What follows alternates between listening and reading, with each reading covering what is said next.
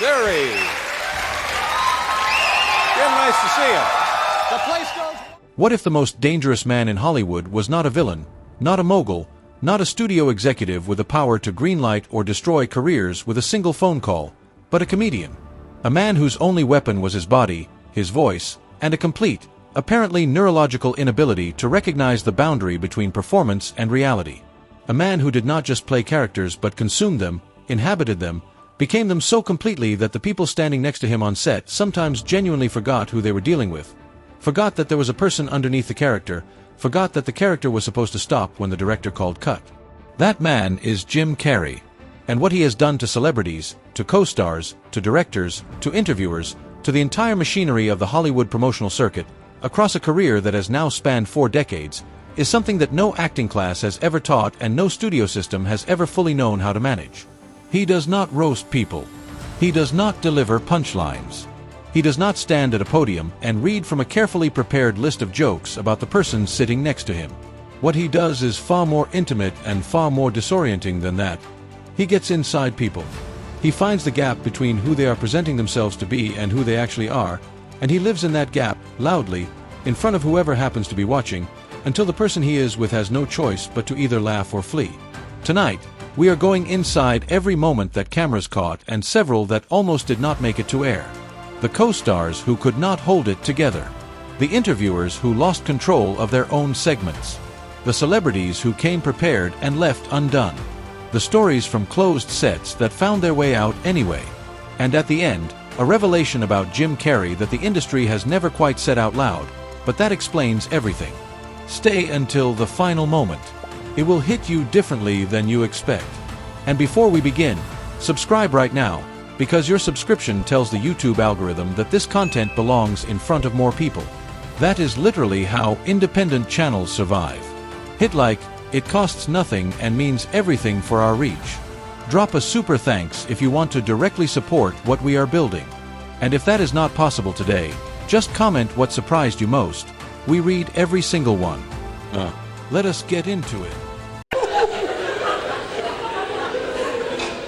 We'll be good! To understand why Jim Carrey does what he does to the people around him, why he is constitutionally incapable of walking into a room and simply being a normal, contained, socially regulated human being in the way that most of the planet manages without apparent effort, you have to understand where he came from. Not the Canada that appears in tourism brochures or the Hollywood version of a humble origin story, cleaned up and compressed into a 2-minute segment for a late-night interview. The real version. The one with the texture of genuine hardship and the specific kind of desperation that either breaks a person or turns them into something the world has never quite seen before. James Eugene Carrey was born in 1962 in Newmarket, Ontario, the youngest of 4 children in a family that was, for most of his childhood, one financial crisis away from catastrophe. His father, Percy Carrey, was a musician, a saxophonist who played in dance bands, and an accountant, a man of genuine talent who had made the specific kind of peace with the gap between his gifts and his circumstances that becomes its own kind of quiet tragedy when a child is watching closely enough to understand what they are seeing. His mother, Kathleen, suffered from chronic illness and significant depression, conditions that colored the household atmosphere with an anxiety that was never spoken about directly but that was always present. The specific weight of a family trying to hold itself together against forces it cannot name and cannot control. Jim Carrey began performing for his family as a very young child. Not in the exploratory, playful way that most children perform, not the kind of showing off that parents smile at and redirect, but with an urgency, a need, a quality of desperate purpose that struck the people who witnessed it as something different from ordinary childhood expression. He was trying to make his mother laugh. He has said this himself, in interviews given with the kind of emotional candor that most celebrities of his stature carefully avoid, that the original audience, the original performance, the original impulse behind everything that followed, was the need to interrupt his mother's pain with joy. To walk into a room where sadness was the dominant atmosphere and change the weather through sheer force of performance. That is not a hobby. That is not a talent that gets nurtured and developed at drama school. That is a survival mechanism that gets built into a person's nervous system at an age when the nervous system is still forming, when the patterns being established are not conscious choices but foundational architecture. And foundational architecture does not change just because the circumstances do. At 13, he began performing stand-up at a Toronto comedy club called Yuck Yucks, working out material with the focus and the desperation of someone who understood, with a clarity that most 13-year-olds are mercifully spared, that this was not a hobby. This was the exit. The only exit available to him from a trajectory that, without intervention, was going to look very much like his father's. A person of genuine gifts navigating a world that had never been set up to accommodate those gifts fully. At 15, the financial catastrophe that had always been approaching the Carey household finally arrived. Percy Carey lost his accounting job. The family moved into a van and then into a tent on the property of a relative, working janitorial and security jobs at a factory to survive. Jim, who had been doing well enough in school when the circumstances allowed, dropped out to work alongside them. He was 15 years old. He was living in a tent. And he was already performing stand-up comedy with enough skill and enough hunger to get noticed by people who were in a position to notice. Rodney Dangerfield saw him perform and brought him on tour as an opening act. That tour, that exposure to a professional, working comedian at the highest level of the craft, taught Carey things about timing, about audience management, about the specific physics of a room full of people who have decided to either give you their attention or take it back, that no class could have taught. He moved to Los Angeles at 19 with, by his own account, virtually nothing. He drove his beat-up Toyota to Mulholland Drive and sat looking at the city below him and wrote himself a check for $10 million, dated for Thanksgiving 1995, for acting services rendered. He put it in his wallet and carried it with him. The check was found in his father's casket at his funeral in 1994. Because Percy Carey, who had lived long enough to see his son become one of the most recognizable faces on the planet, died shortly before his son cashed a real check for exactly that amount for Dumb and Dumber. The origin story of Jim Carrey is not the story of a man who was born funny. It is the story of a man who was built by circumstances that required him to be, for whom the performance was never separate from the survival, never distinguishable from the need. And that is why, on every set, in every interview, in every room he has ever walked into, the performance does not stop when the camera stops rolling. Because for Jim Carrey, it never had a switch. It was always on. And the people who stand next to him, the co-stars, the directors, the interviewers, the fellow celebrities who thought they understood what they were walking into, discover this, almost always, at the exact moment they are least prepared for it.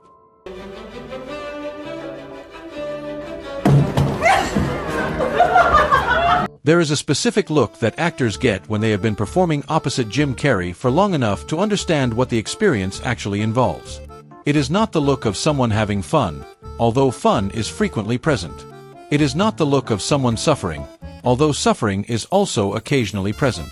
It is the look of someone who has been in a Category 5 hurricane for long enough that the concept of calm weather has become genuinely difficult to remember.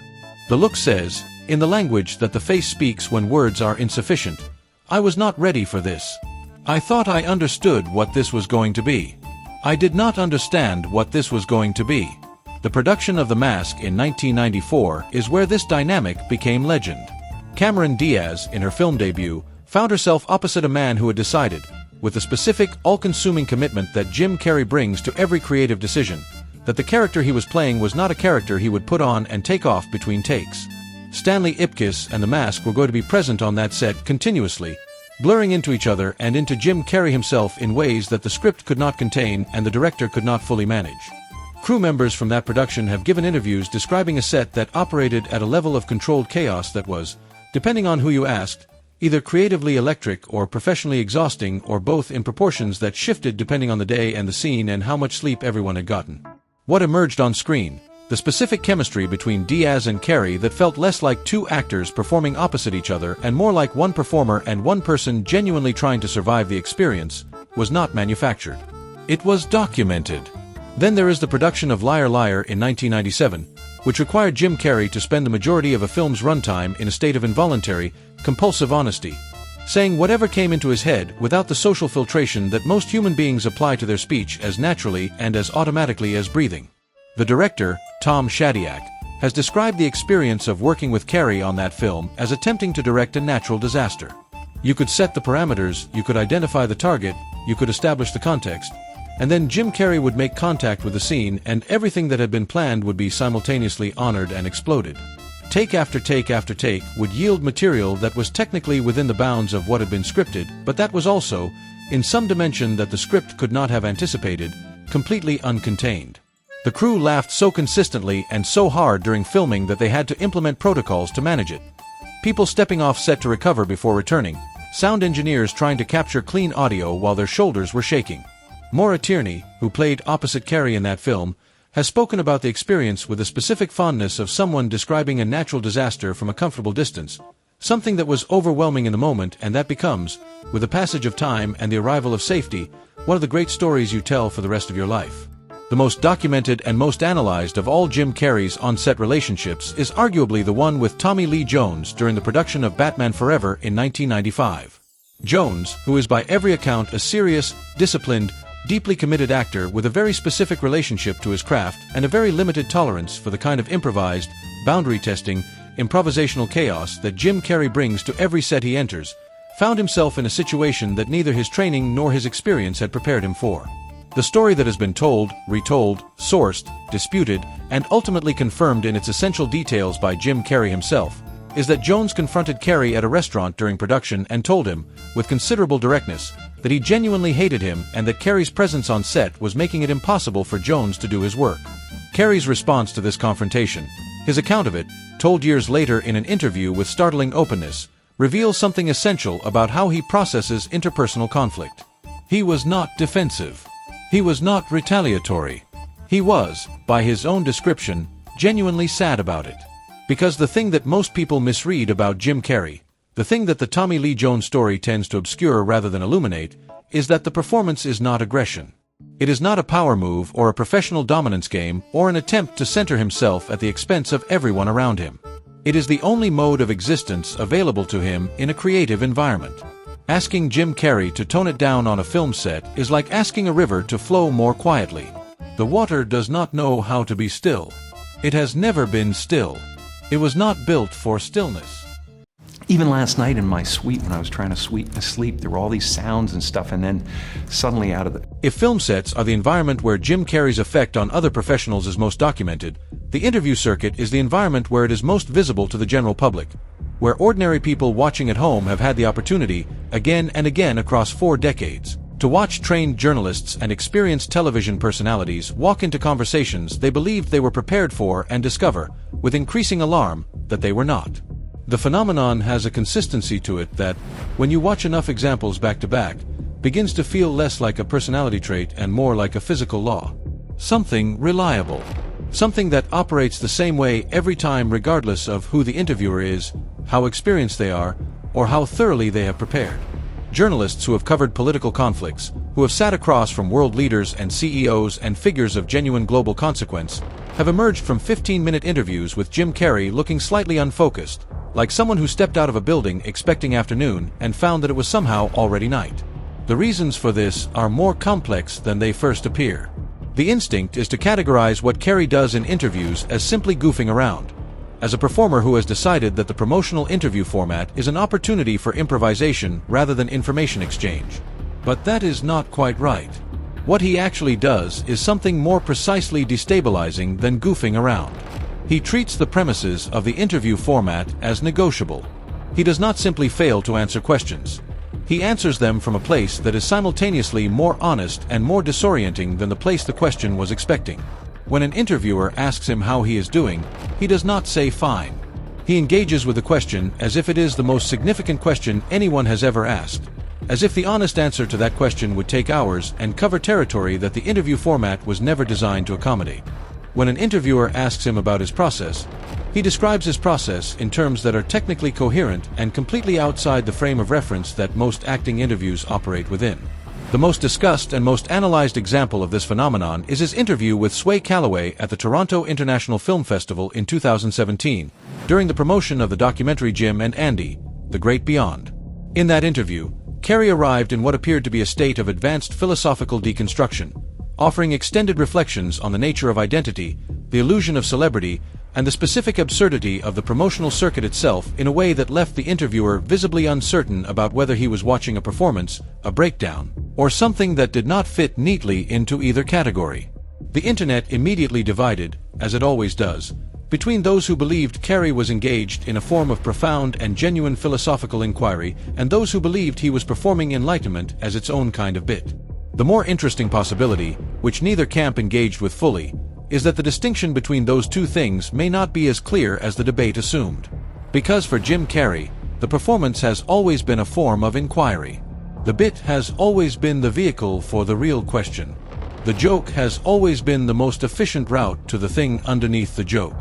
This is also visible in the interview he gave with Norm Macdonald on Macdonald's podcast, a conversation between two people who share a specific relationship to the construction of comedy that most people who have not spent 30 years thinking about nothing else cannot fully follow. That conversation, which circulated widely after Macdonald's death and which has been written about at length by comedy critics and cultural commentators, demonstrates something that the TIFF interview only gestures at, that Jim Carrey in conversation is not performing for you. He is performing with you, and the performance is about something, and the something is usually the gap between what the situation is supposed to be and what it actually is. Celebrities who have appeared on the same talk show couch as Jim Carrey have their own version of the experience. The preparation that goes into a late-night appearance, the carefully arranged talking points, the funny story from the set, the moment of apparent spontaneity that has been rehearsed 3 times with the segment producer, all of it becomes irrelevant within approximately 45 seconds of Jim Carrey entering the frame. Because whatever was planned is now operating in competition with whatever Jim Carrey has decided the moment actually requires, and whatever Jim Carrey has decided the moment requires is almost always more interesting and completely impossible to prepare for. So, Jim, Yes. how would you start this movie? There is a question that people who follow Jim Carrey's career have been arguing about since at least the mid-1990s, and that has never been resolved to anyone's full satisfaction, and that probably cannot be resolved because it depends on a set of assumptions about the nature of performance and identity that the people arguing about it almost never agree on at the start. The question is this: where does the performance end and the person begin? Or, to frame it in the terms that make it most uncomfortable, is there a person underneath the performance? Is there a Jim Carrey who exists independently of the characters, the voices, the physical transformations, the improvisational chaos, who can be accessed in the ordinary way that people access other people, through direct conversation and mutual exchange and the basic social contract of one human being engaging with another on roughly shared ground? His colleagues have different answers. The people who have worked with him most closely, who have spent the most time on set with him and in preparation and in the hundreds of small professional interactions that make up the texture of a film production, tend to describe something consistent: a person of remarkable generosity, of genuine warmth, of an almost overwhelming attentiveness to the people around him. A person who remembers things, who notices things, who makes crew members feel seen in a way that talent of his stature rarely bothers to. But they also describe the coexistence of that warmth with something that is harder to accommodate: the fact that the attention is always filtered through the performance.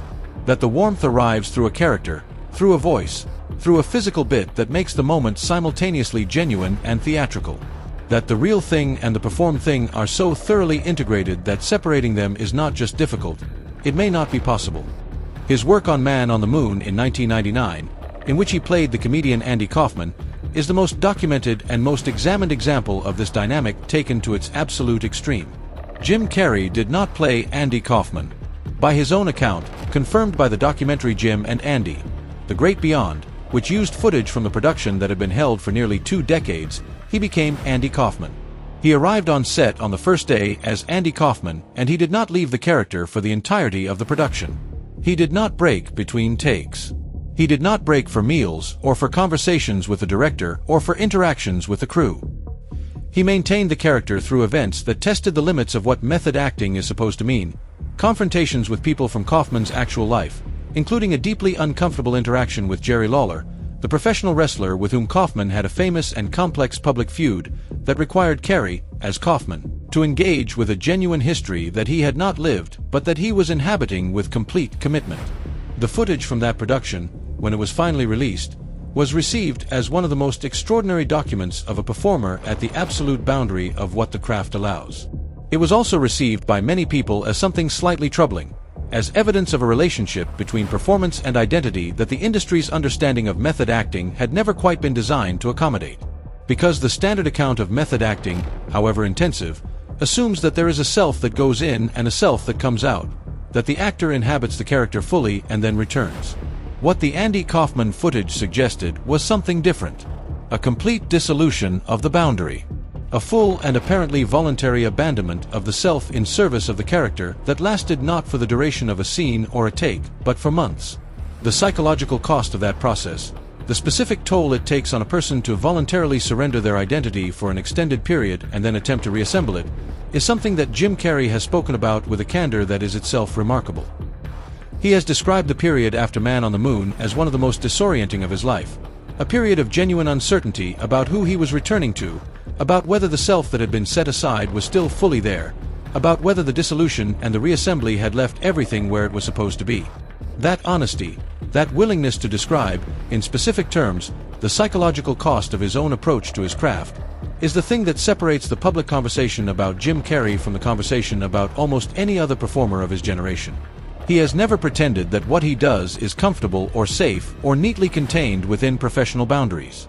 He has always acknowledged that the performance bleeds, that it costs, that the line between who he is and what he does is not a line that can be drawn cleanly or maintained reliably. And the people who have stood next to him, the co-stars who could not keep it together, the interviewers who lost the thread, the celebrities who came prepared and left disoriented, they have all, in their different ways, been experiencing the specific consequence of that bleed. The performance does not stay inside the frame. It never has. And for better or worse, it never will. The great Jim Carrey.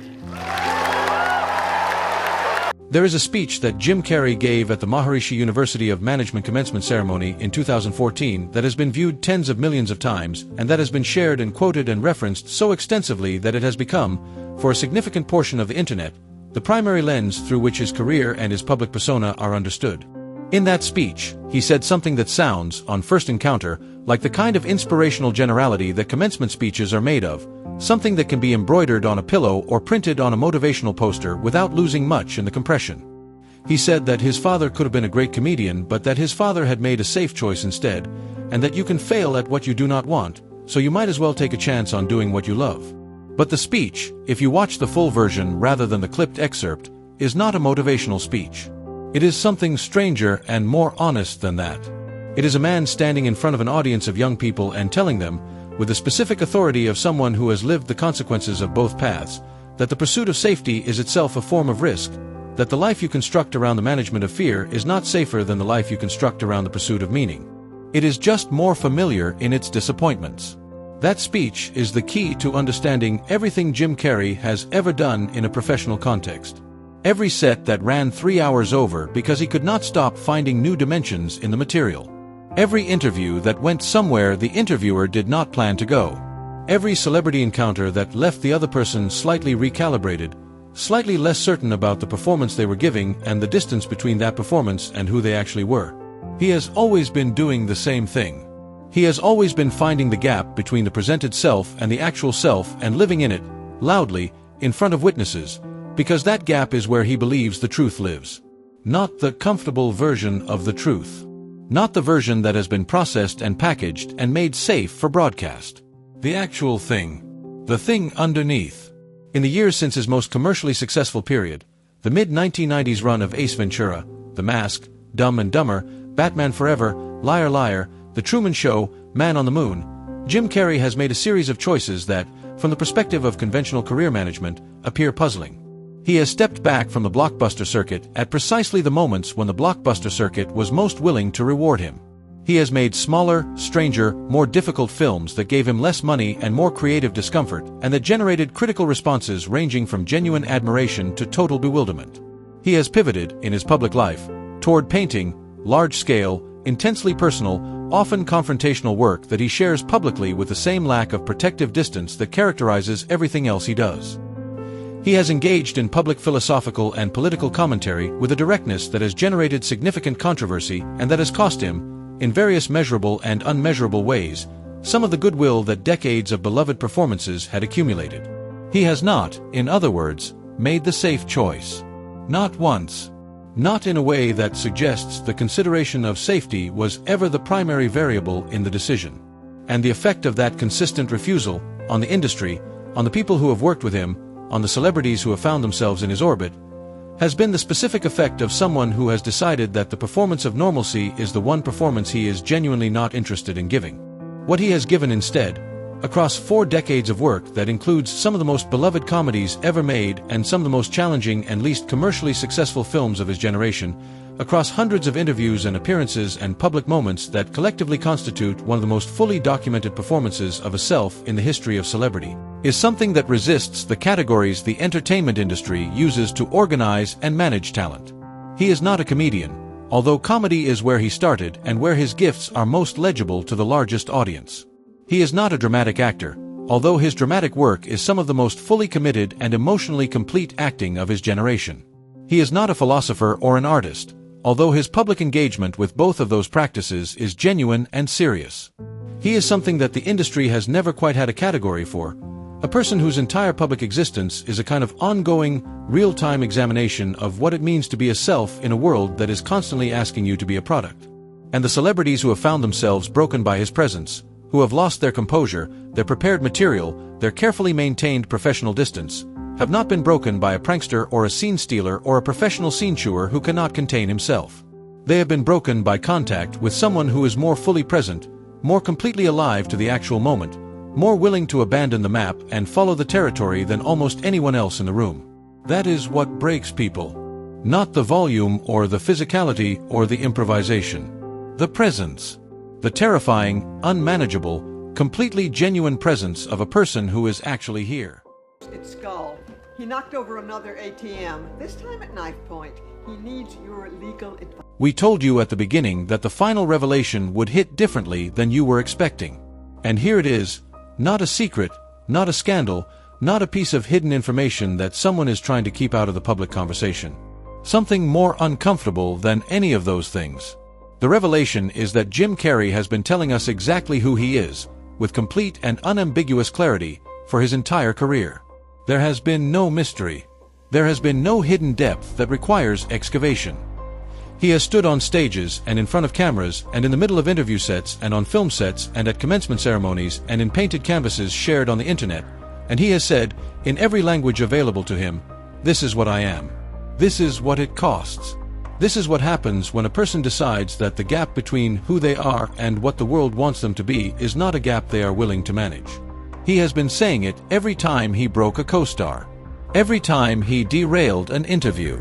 Every time he showed up to a set already inside a character that the production had not scheduled to start until Monday. He has been saying it in every performance that went further than anyone had planned, in every improvised moment that became the best thing in the film, in every celebrity encounter that left the other person slightly less certain about the performance they were giving. The message has always been the same. You do not have to do this the way the room expects. You do not have to be the version of yourself that is most convenient for the people around you. You do not have to manage the gap between who you are and what you are presenting. You can just be the thing, fully, in front of whoever is watching, and let the chips land where they land. Most people cannot do that. The cost is too high, and the uncertainty is too large, and the protection that comes from the managed self is too valuable to give up. Jim Carrey has never found the protection valuable enough to keep. And the co-stars who could not hold it together, the interviewers who lost the thread, the celebrities who came prepared and left undone, they were not the victims of a scene stealer. They were witnesses to something rare. Someone who was actually, completely, unapologetically there. Now subscribe, because independent content lives and dies on the signal your subscription sends. Hit like, because it is the fastest way to help this video find the audience it deserves. Drop a super thanks if you want to invest in what we are building here. And if none of that is available today, just comment. Tell us the Jim Carrey moment that has always stayed with you. We will see you in the next one.